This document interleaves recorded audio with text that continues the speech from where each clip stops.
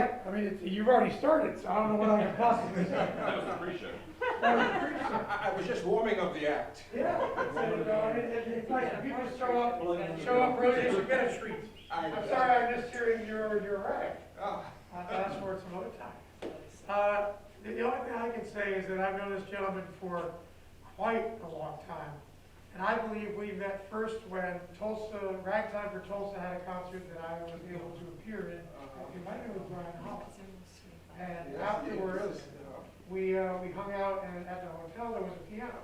Or somebody's house, maybe it was Rob, I don't know. Yeah. But so we met you for the first time, and Donald sat down and played the most incredibly sophisticated and beautiful jazz. And Brian and I looked at each other and said, well, heck, that's not what we do. Isn't that wonderful? And apparently he plays ragtime as well. He's a scholar, he's a magnificent musician, and above all of that, a very dear friend. And I'm so very glad we have him here with us this weekend. I know you're enjoying it. So I'm not going to take up any more of his time. Donald Ryan, ladies and gentlemen. And, well, I have planned to open with this anyhow, so let's do the Maple Leaf Rag.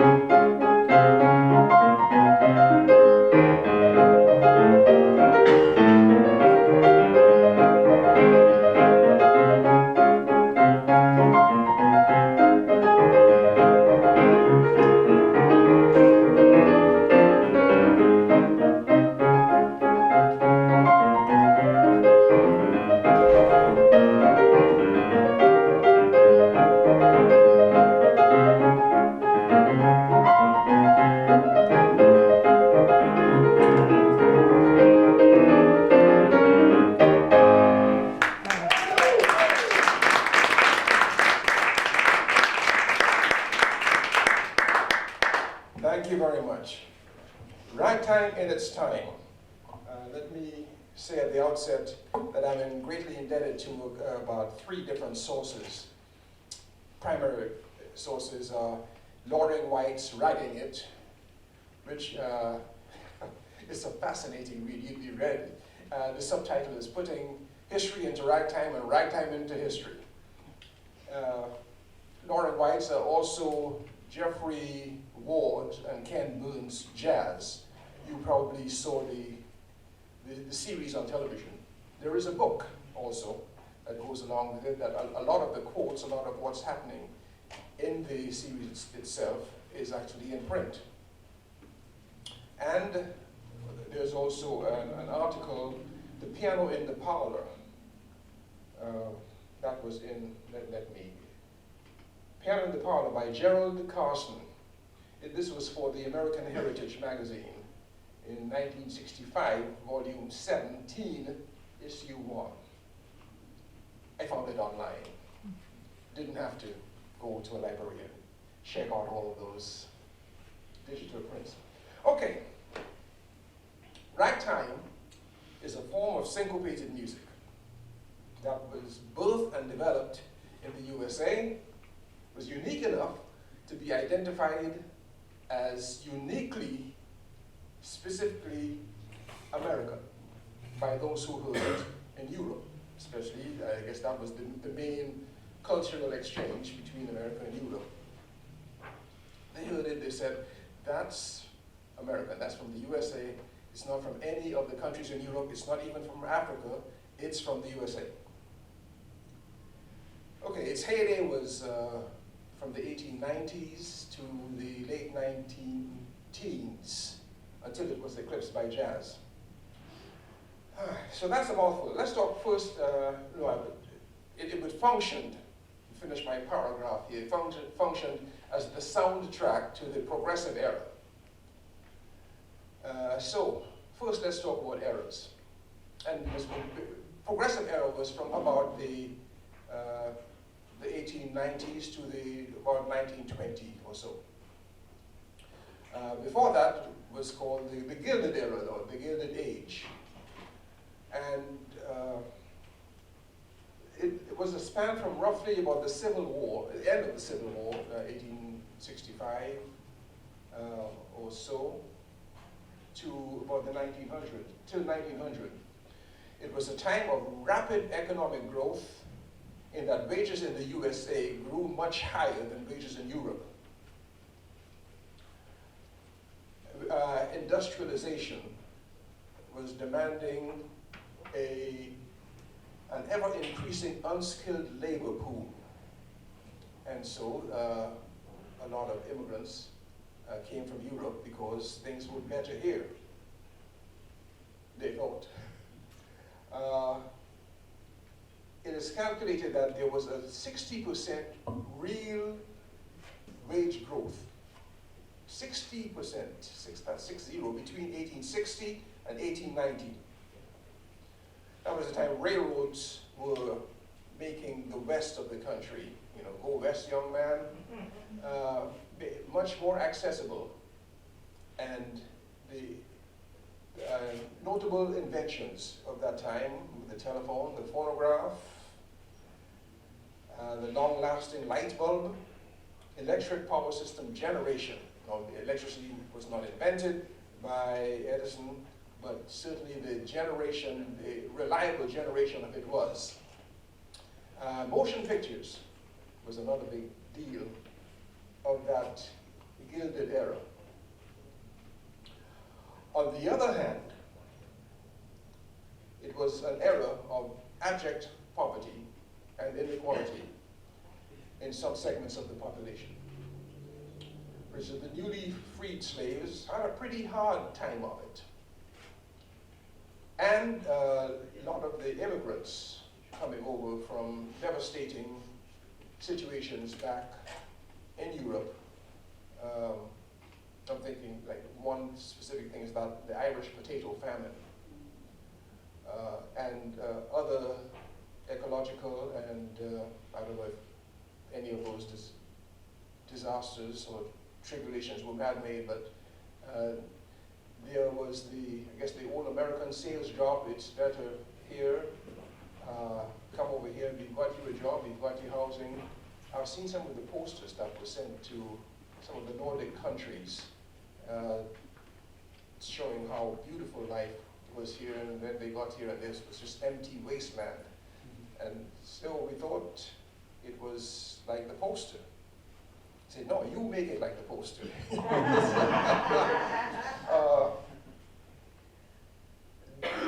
So a lot of poor immigrants were flooding into the country. They were working and living in really deplorable conditions. And wealth was being funneled and concentrated into fewer and fewer hands. The age was called gilded because those serious social problems were covered by a veneer of money, just a lot of money. Now, the Progressive Era, this was a time of social activism and reform. Main objectives included eliminating problems that had been caused during the Gilded Era due to rapid industrialization, rapid urbanization, the surge of immigration, not always well controlled, the rise of corporate monopolies, and political corruption. That was a big heavy during the time. I read about a young man he was put on a political, almost like an action committee of this was in New York, of one of the parties. I don't know if it was Democrat or Republican, or maybe another party that existed back then, but among all of the deliberations was just a casual mention by one of the senior members there. So yeah, we have him in our back pocket. We can buy him. And that was, he was not ashamed to say that in the company of his committee. Political company corruptions, sorry. I guess you could have Tammany Hall. It was, yes, that was a big problem. Okay, the study of physical sciences and the adoption of the scientific method to approach problems changed ways of looking at life. Notable achievements during this time frame were, one, the prohibition of alcoholic beverages. TG mentioned that in his lecture yesterday. It was not loved by some, and it was loved by some, I should say, and hated by others. But that was one of the things. The 19th Amendment, allowing 26 million women to vote. That was a big deal. That happened during that Progressive Era. Labor unions emerged because of reactions against ownership, infringement of time and effort of their employees. And so labor unions started during that time, like the Teamsters Union started in 1903, I think it is, still going today. Laws against child labor were enacted during that time. Food safety standards also were brought to bear. Environmental concerns, antitrust laws, trust busting things or efforts were started during that time, and it resonates today with back then it was oil companies and other companies having monopolies and making it difficult for smaller companies, and we still hear echoes of that today with talk in Washington about Google, breaking up Google and what's the other one? Facebook, I think was the word, yes.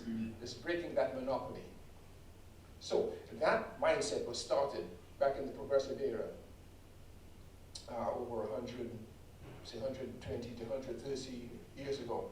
Presidents who served during these times were William McKinley, Theodore Roosevelt, William Howard Taft, and Woodrow Wilson.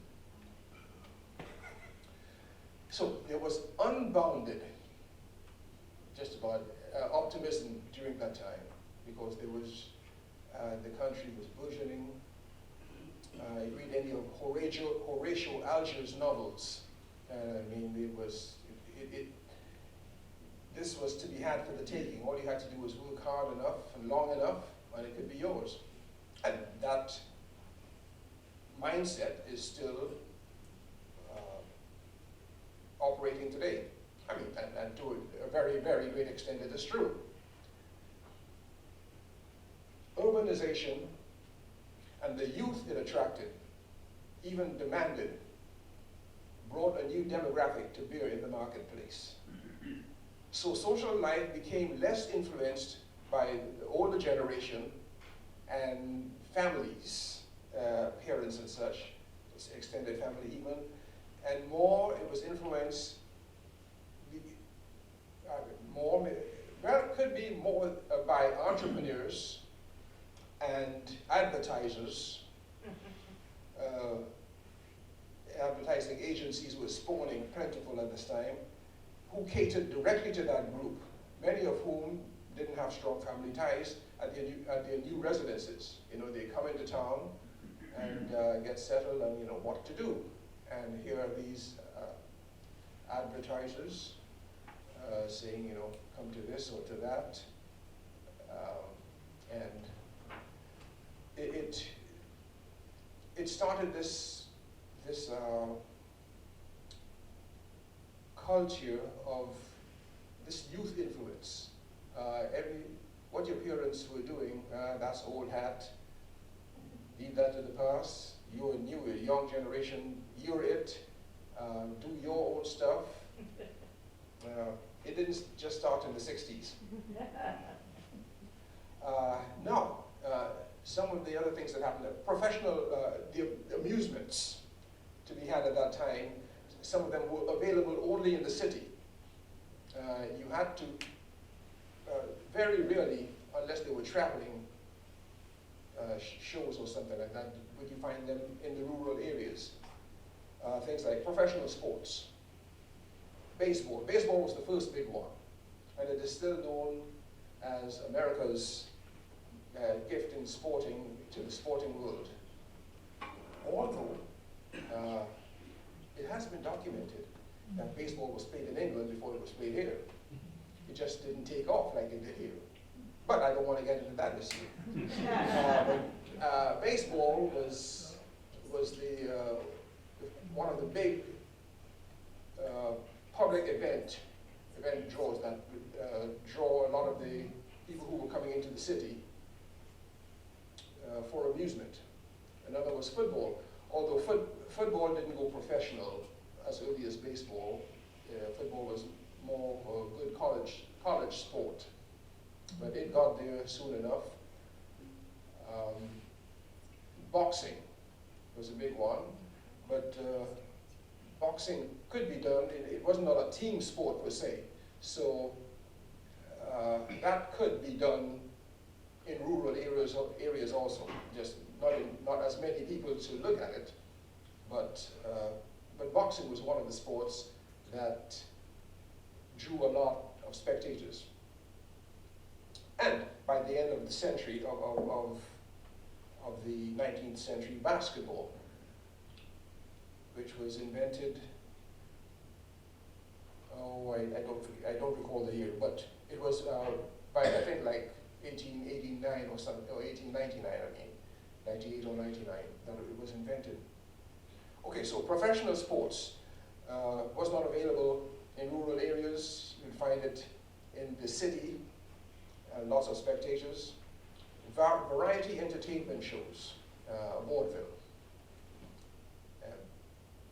Those would travel, so you could find them every once in a while in the country, but if you wanted to see them on a regular basis, you had to be in the city. Theater, musical theater, popular music, in the city. Picture shows, that was a big deal. Jeff played one of Buster Keaton's silent movies played the music for the silent movie Thursday morning. It was wonderful. I wonder how many of them had ever seen a silent movie. But that was the big thing back 130 years ago. They hadn't figured out a way to put sound to it. So pianists and organists were called to play to provide enhancement to the visual display. So this was something that people who came to the city were able to enjoy a lot more often, sometimes pretty much exclusively in the city, was not available where they had come from. The pace of life was quickening. The automobile, where it had been invented, but now it was becoming available for more and more people. You didn't have to be in a certain strata of society to have an automobile. You just had to have the money. And the manufacturers figured out a way to make them as inexpensively as possible so that so more people could have it. And the neat thing was that they were catering to the market of workers. The workers could afford what they were making. That was a big, big deal. So this was what was happening. Life was moving from the sedate end of the spectrum towards the more frenetic style. Everything was about speed and efficiency. Interestingly enough, it filtered down to women's fashions. I was looking at some of the what was that? Fluffy Ruffles. ruffles. See all of those clothes, beautiful, full skirts. Well, that was just too much trouble. Come the ragtime, well, we call it the ragtime era now, but this would be the last decade of the 1900s and the first decade of the, yes, wait a minute, I'm sorry, the 1800s. I'm getting there. The last decade of the 1800s and the first of the 1900s. Skirts were shortened, less material, hair was cut, bob and all that stuff, and that type of woman was called a flapper. Dancing opportunities were expanding. No, you didn't need to belong to a certain club or society or even church, if your church sponsored dances. You could just go down to some, well, maybe not a storefront, but some building and pay admission, and you could get in and dance. Now, this was not available in the country. And now being available in the city, with all of this hustle and bustle going on around you, a lot of people took advantage of that. Dance halls were one of the big crazes during that time.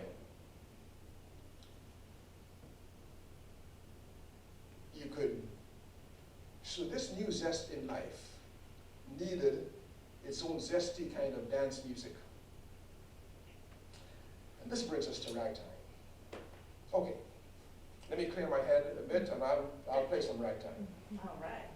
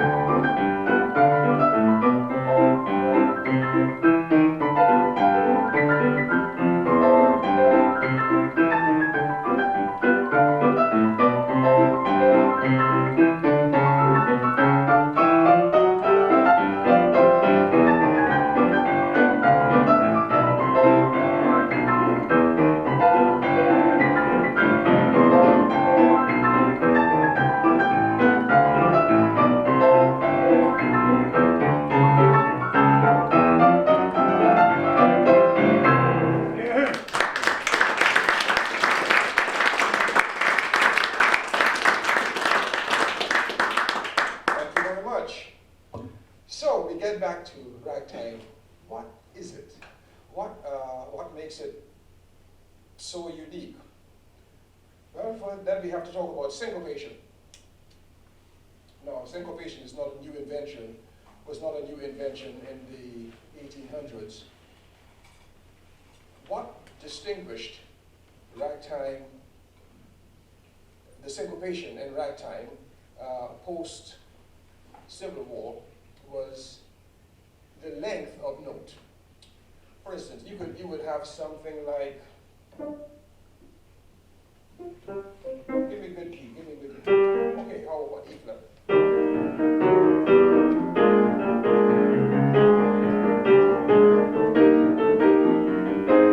So,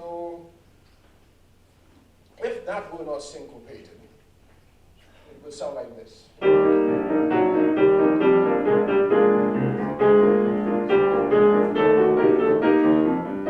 Okay. There is that emphasis on the wrong syllable effect. Yeah.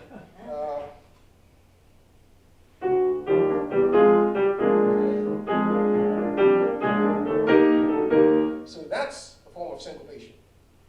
That is syncopation, a form of it. Anyhow, that's longer notes. What made ragtime, the syncopation in ragtime, so peculiar was that the notes were shorter, the notes that were syncopated. Let me play that, let me rag it. The ragging would come, because I'm not changing the melody is just very long notes. I'm going to syncopate or rag, syncopate the accompaniment. Now, the accompaniment, we start shortening the pulse or increasing the pulse. How do you say that? We're making the notes shorter instead of speaking to TJ. Instead of quavers, we're going to have semi-quavers. instead of 8 notes, the pulse will go to 16 notes and shorter. So it'll be more like, and that will, because we have more to account for, that's going to slow things down slightly. So.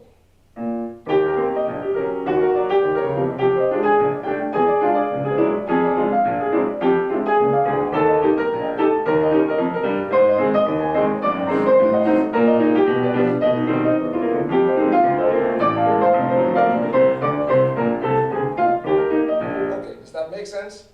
That is what, it didn't? Shall I play it again? Okay, it made sense.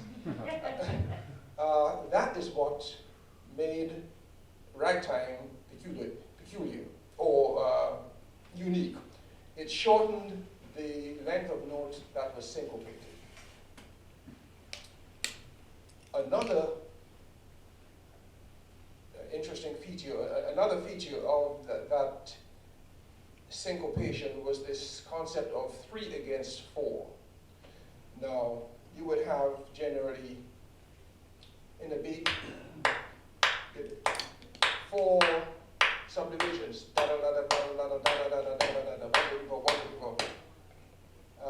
What 3 against 4 will do is, instead of putting 4 against it, the beat will still have 4 subdivisions, but it's accented in 3s. If it were in 2s, it would be da da da da da da da da da da da da da da. Accented in 3s, it would be da da da da da da da da da da da da. Scott Joplin used that in the Maple Leaf Rag, right off, well in the D string. The first, there it is. 1, 2, 3, 1, 2, 3. Sorry, 1, 2, 3. That is, and then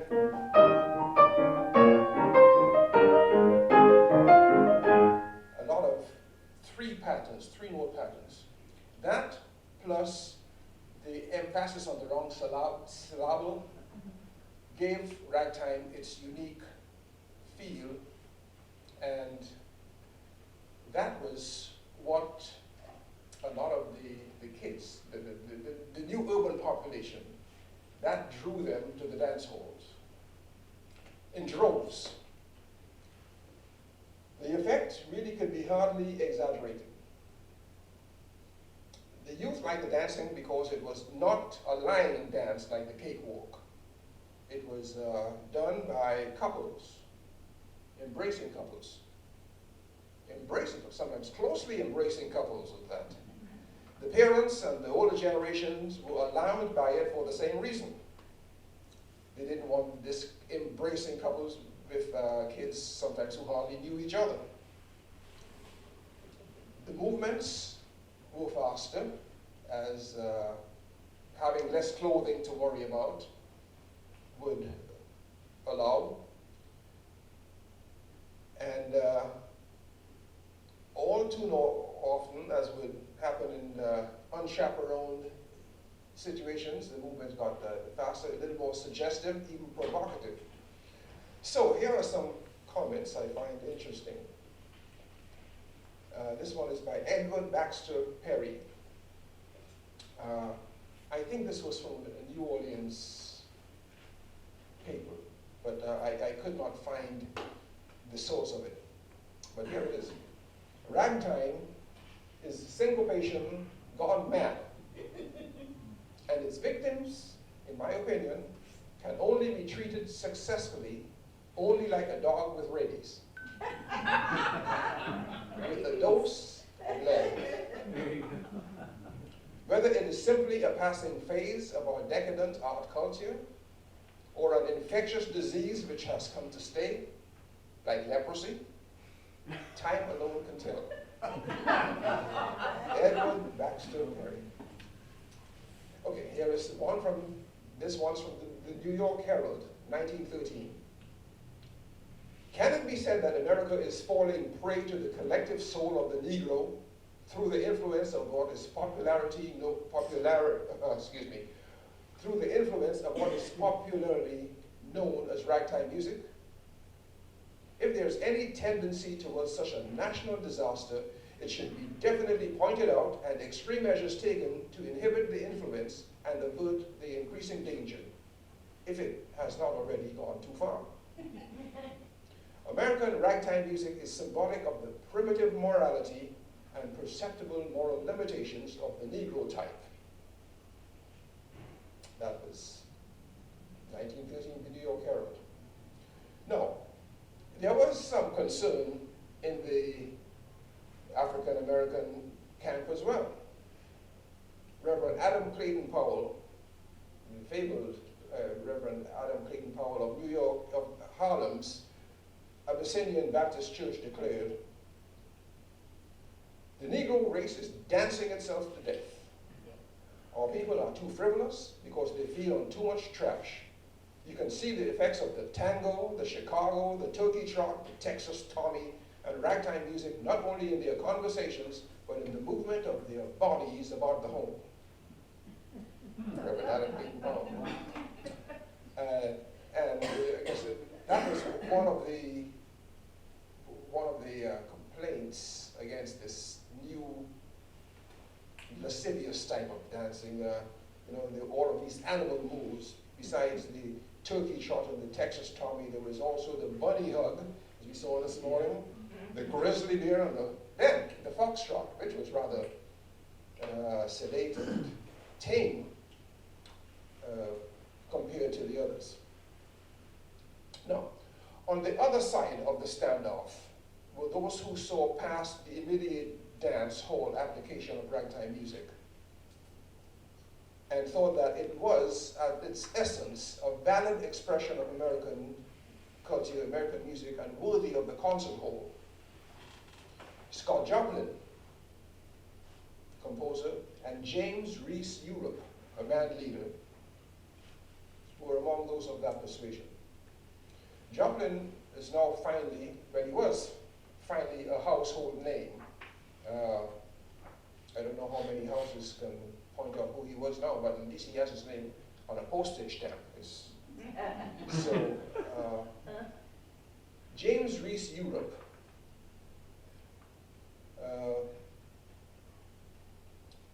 sorry, let me finish what I was saying about Joplin.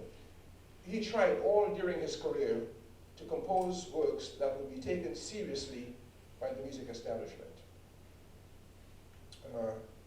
Yes, he had to write two-steps, ragtime two-steps, to make a living, but he was using that, the money gained from that, to write things like Tremonisha, which was the only surviving opera of his that we have. He wrote two. The first was A Guest of Honor, which commemorated the reception of, I think it was Frederick Douglass, to the White House. The first African-American guest, invited guest, guest of honor to the White House. Was it Frederick Douglass? Booker T. Washington. Booker T. Washington, Yeah, sorry. yeah. And so Joplin, he wrote an opera called Guest of Honor. It's lost. We have, I think they said his creditors confiscated it because he owed money, and they took whatever they thought he valued, and so that was lost. He also wrote some things. I'll play a bit now of Bethina, which is subtitled A Concert Waltz.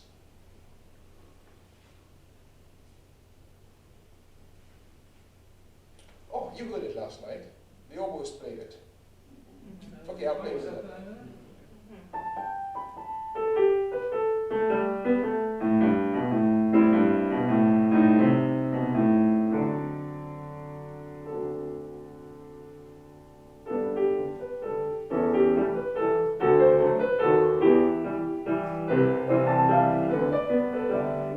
Let me start that again.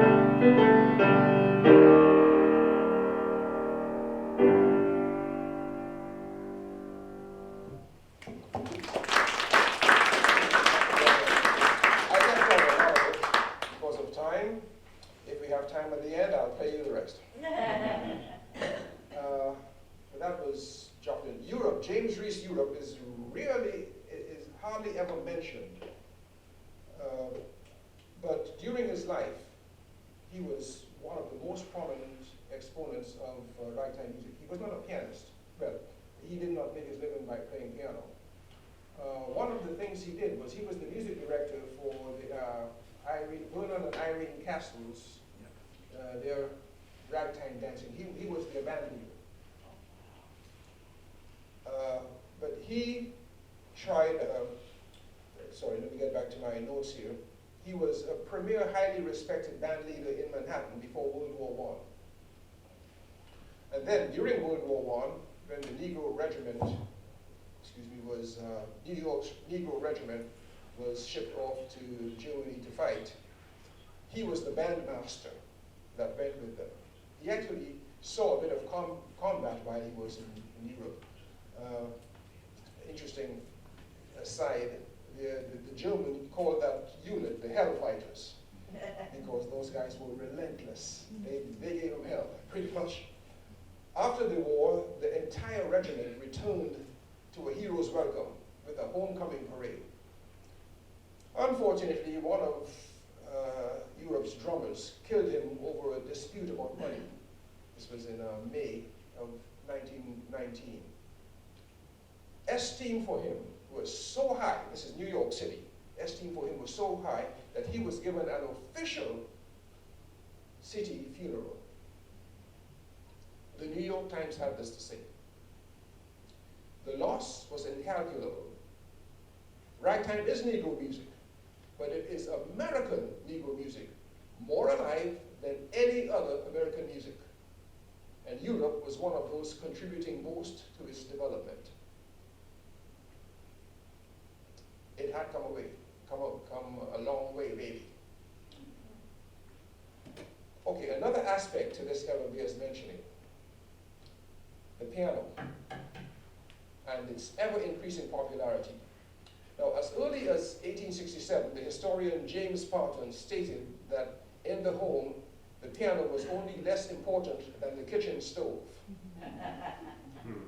It was thought to be the first luxury item to reach the mass market, and well-bred young women were expected to have some proficiency on the instrument. It's a funny thing, guys were not really encouraged in piano because it was a sissy instrument. As George Gershwin was concerned about that himself, but he was just so drawn to the instrument that he then threw caution to the winds. But even in his day, it was, that was women's stuff or girls' stuff. On one hand, we have the innovations on what has been called the Second Industrial Revolution. This was beginning after 1870. These include new steel making processes, mass production, assembly lines, electrical grid systems, the large-scale manufacture of machine tools, and the use of increasingly advanced I can't talk, friends. The use of increasingly advanced machinery in steam-powered machines. On the other hand, there is the human need for music making on whatever materials are at hand, mechanical or electronic these days.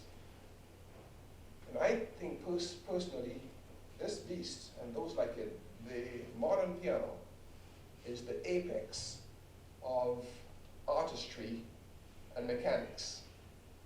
To have a purely mechanical device, percussive device, that can effect such beautiful music, can make such beautiful music and express so many emotions, evoke so many emotions. I think this is one of the peaks of human achievement, the piano. I will stand without opinion. We agree. Add to that the business disposition of the country, and you come up with many factories to manufacture pianos. Between 1890 and 1900, the number of pianos in use in American homes increased more than 5 times as fast as the population. According to the 1900 census, there were 76.3 million people in the US. They owned 1 million pianos. That's 1900. In 1909, 365,000 pianos were made in the USA by 295 manufacturers. In addition, okay. So, you know about Chickering, Henry Miller, Steinway, Knabe, Baldwin. There was some names you may have forgotten of or have never heard of, like Bush and Goetz, Crown, Washburn, Wing, Kimball, you've heard of that, Gull Branson, Everett, Bose, Fisher, A.B. Chase, Weber, Cable, Nelson, Emerson, Cornish, Larkin, Meister, Beckwith, just to name a few. Me too. And then there were what's called the stencils. I I think I forgot the name of the man who came up with this idea, but his factory would sell unlabeled pianos to any wholesale buyer who might want to. Just, don't put any markings of who made it on it. And the wholesale buyer would stencil their names. And if they didn't have the scruples, they would say that they could claim that they made it. So, I think there were some Montgomery Ward pianos. Maybe Sears and Roebuck's. Oh, here's a little aside. I heard on the radio about 2 weeks ago that the piano is the most popular instrument in China. Music instrument, that is. It's estimated, I was looking this up, but 20% of the population either plays an instrument. The population of that country in 2021 was 1,442,965,000. That means there were 288,593,000 people playing piano. Now, so why do I mention the piano? Well, ragtime I think it was birthed of the piano, because you can play.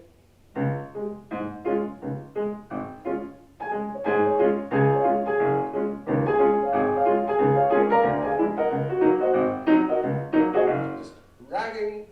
It's easy on an instrument that you can do both melody, rhythm, and harmony, and bass. Melody, bass, rhythm, and harmony. All from one mind, from two hands, on one instrument. And so, with the sale of pianos, came the sale of sheet music. And what the kids wanted to learn was ragtime. Well,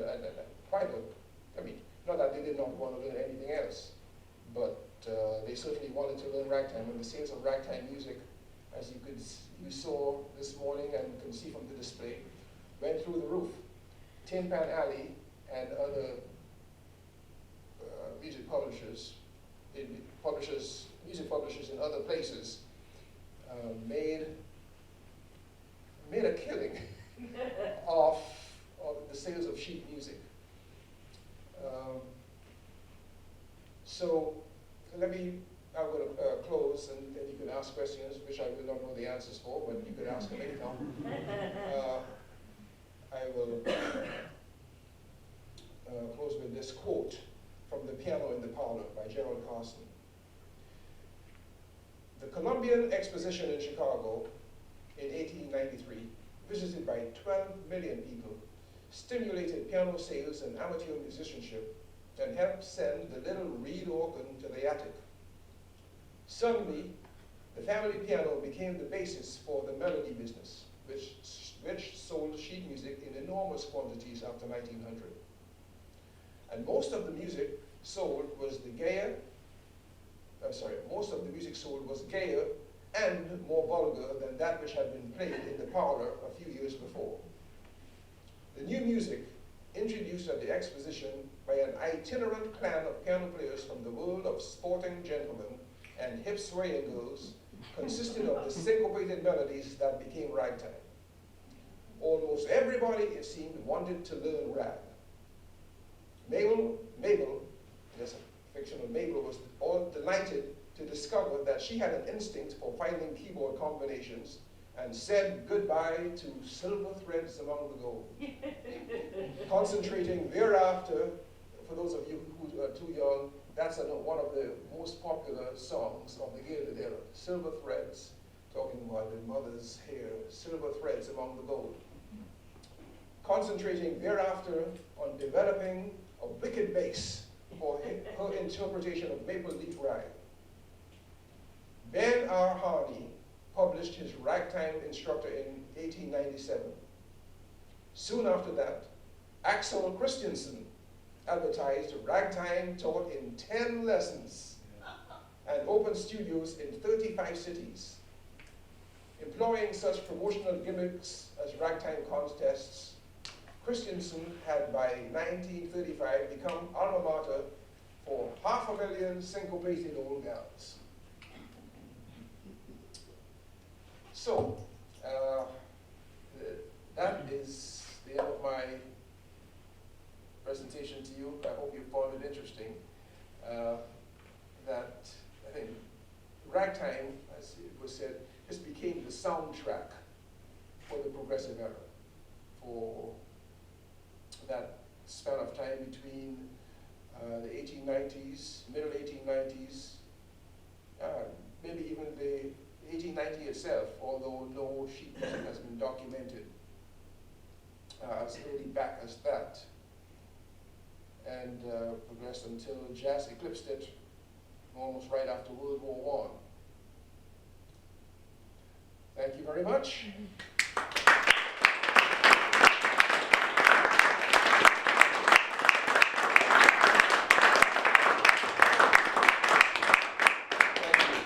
Any questions that I can't answer?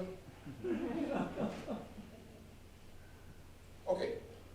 I'll play you the sections that I did not of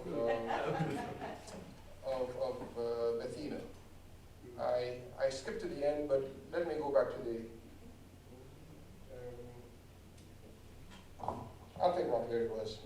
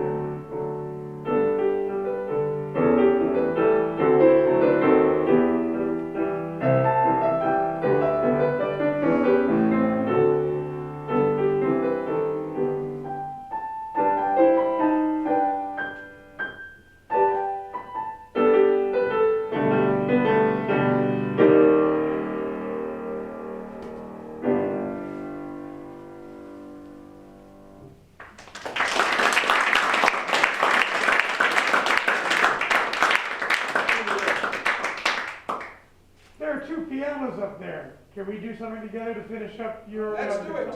Yeah. Go for it. Well, let's do another Joplin, since you've been talking about the rag and Joplin. Okay. Which one? Pineapple. Nah, I don't know. All right, then you name one. We'll keep going back like a tennis match. Do you know original? Yeah, sure. Let's do that one. Oh, all right. This one is actually the first one that was published of Joplin. Original Rags was published a year before Maple Leaf Rag was published. And it was claimed that, who was it? It was Charles Daniels. Yes. But you know what, I don't know. I mean, I think Joplin had a lot more to do with Nan Bostic, who was Charlie Daniels' great niece. She asked, Uncle Charlie, how much did you do in that rag? And he said, oh, I didn't do anything. He stuck his name on it to help a fledgling composer sell some shit. Yes. All right, let's do it. Original Okay. Rag. Nice. Ready, go.